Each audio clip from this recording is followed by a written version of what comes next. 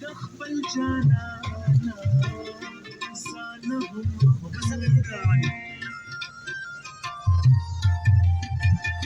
هر څوک د خپل ځان په تماشو کې